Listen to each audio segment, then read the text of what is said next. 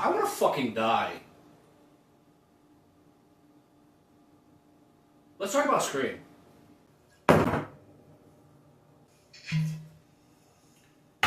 Okay, so, where do we begin? Okay? Fuck off, I am a adult. Don't take your pants. Let's talk. Hey guys, my name is Angry Goose. I was mostly gonna say my old fucking name.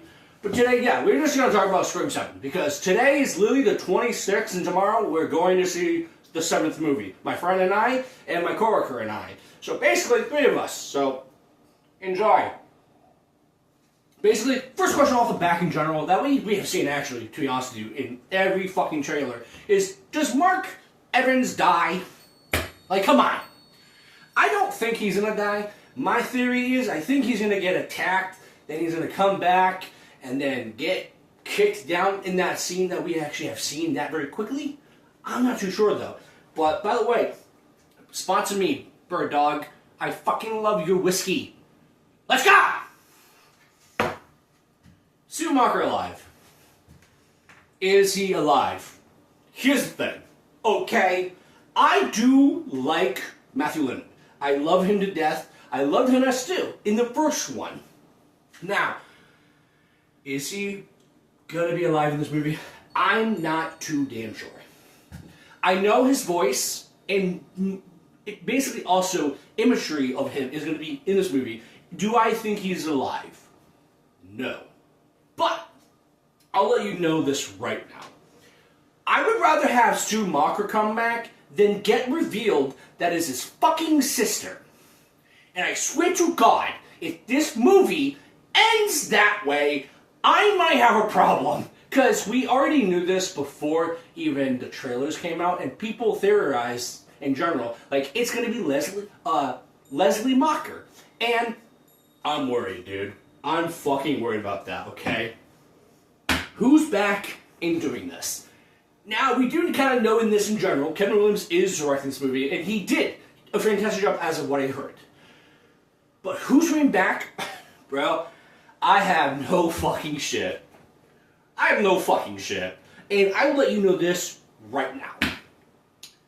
I don't want people to bring back dead characters to just satisfy the fans. I feel like you can do that in the middle, where you have Stu Macher coming back in the movies, but have both sides be satisfied on what you do. And I think AI is the best way to really bring both of those two sides of the parties, of the haters and lovers. In the middle, AI. I think that's the best way to really do this, okay? In my own opinion.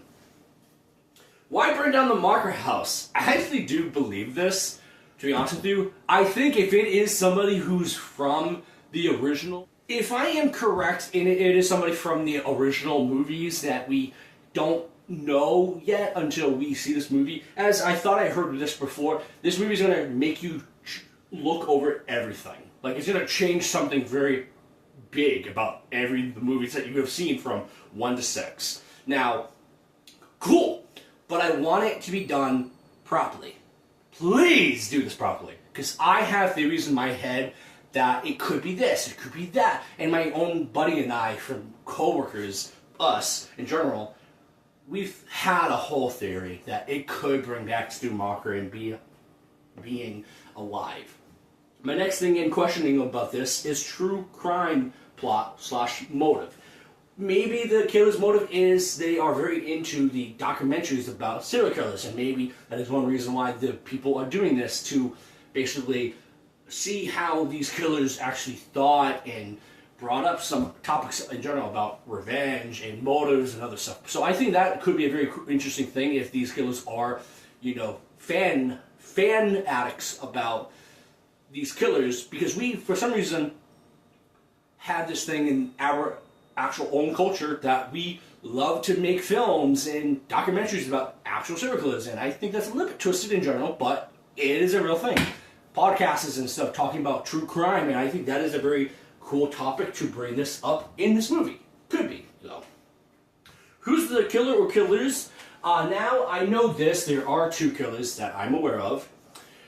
Don't know the identities, but I did see a small little clip or thumbnail. I think it was revealed in general. I didn't see it very clearly, but I do believe the ending of the movie was spoiled for people. I don't think I got spoiled. I'm not too sure. But I do remember there was a scene with Tatum taking one of the groceries down, and then she turns and there's another grocery. So I know that there is two killers in general.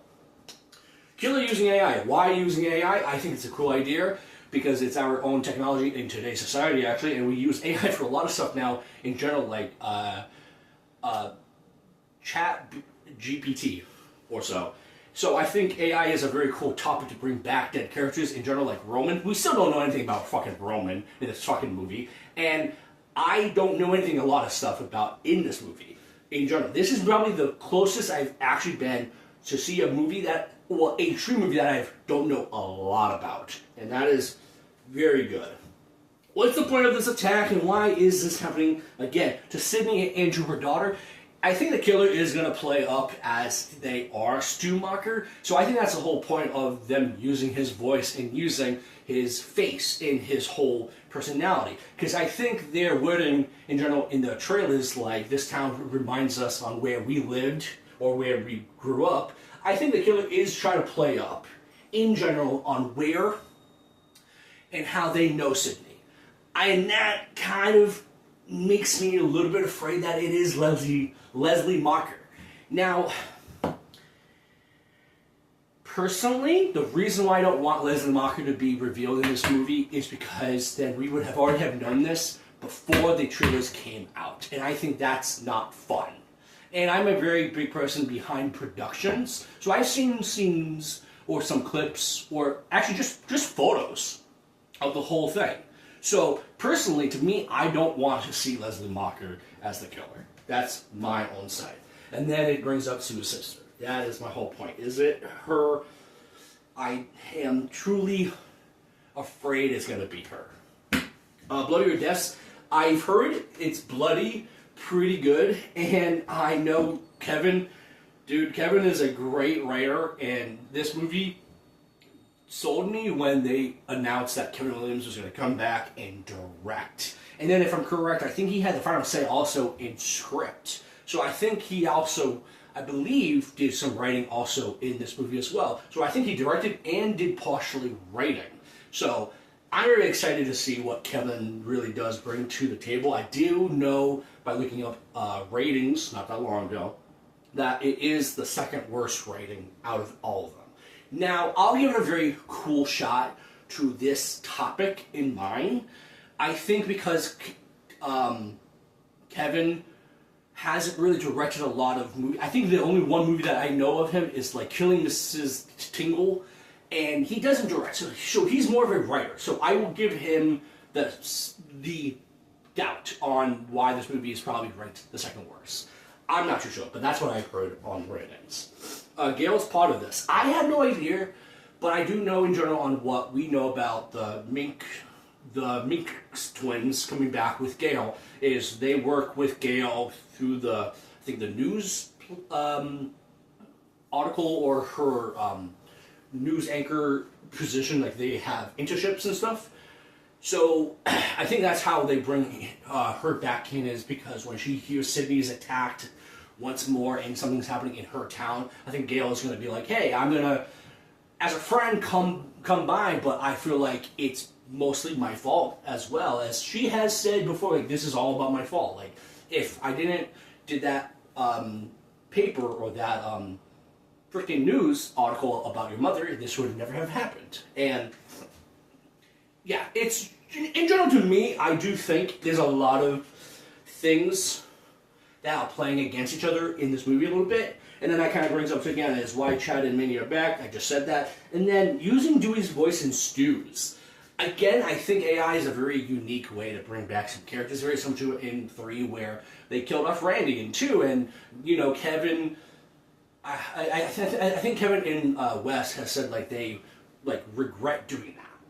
I think in 2 that you had to do that. Similar to 5 where Dewey did sadly got his end. And again, I feel like Dewey's ending was perfect for him because he always basically really did fight the killers almost in every movie. But this one, you know, he died as what he was known as. He wasn't a runner, he was a protector, and he protected almost everybody in this movie's since now 5, where he does make his end almost. But in general, on using their voices, I think it's a very unique way to kind of bring back trauma with Sydney, as somebody has said online, I know before. And to me, in general, my theories in general on this movie right now, in like 12 hours, more than 12 hours actually, I theorize, my theory is in general, in hoping, it's not Leslie Mocker, but it's in general of somebody who we are going to get introduced to in the future, meaning in this one. I think it is a character in this movie that's going to connect to one, and I'm hoping it's not Leslie, and it's going to open up more of a brighter range on maybe Roman was in 1 for the entire time as we knew, and then maybe Stu did survive. Maybe he did survive and then he gets killed in this one. I'm not too sure because I know a lot of people have stated on how Stu could have lived this whole TV falling on his head and then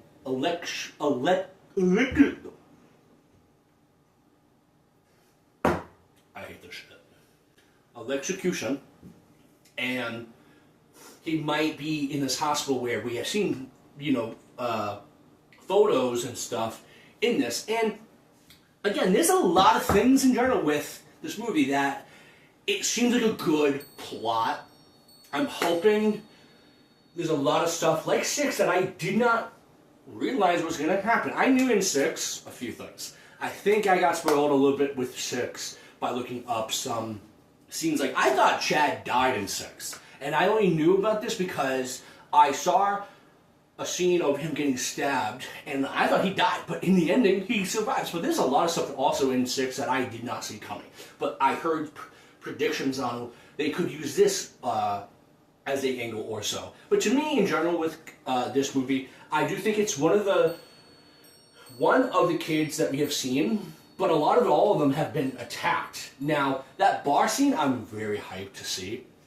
And the motive in the ending of this movie, I'm very, very aware that this might make or break this movie in general. And fuck you to who spoils these fucking movies. You should be sentenced to death by me or whoever. I'm sorry, but I want to see a movie of Scream without knowing anything in general, but I am a very big person with the production aspect behind the scenes and stuff, but that doesn't spoil anything. Got it? I'm sorry. I take it back. My motive will be society sucks. And these people fucking suck. I'm sorry. The whiskey's talking. By the way, if you ever, it is over 21 or 21, get this brand. Seriously, it's fucking delicious. It's so sweet though. It's fucking delicious though. But guys, that is all the time I have, to be honest with you. I do believe it's one of the kids, and I believe it is somebody who else is in the poster. I do that right here. I think it's one of these people in general with one of the kids. I do believe it could be a very interesting take if the killers don't kill each other. Because, actually no, to be honest with you, as I just kind of thought about this, Richie and Amber doesn't stab each other. Almost in every other one, Ghostfaces betray each other. I just realized that. But guys, thank you again for watching this video. I hope you are going to watch this movie eventually, if it's tomorrow or down the line. But this is my talk about Scream 7 and my predictions. My theory, even though this kind of makes no sense, I think it's Parker. I think it's Parker and one of the adults. Now that's very... I'll give you 2, okay? Him and her. Got it? Cool. See you guys later. Thank you.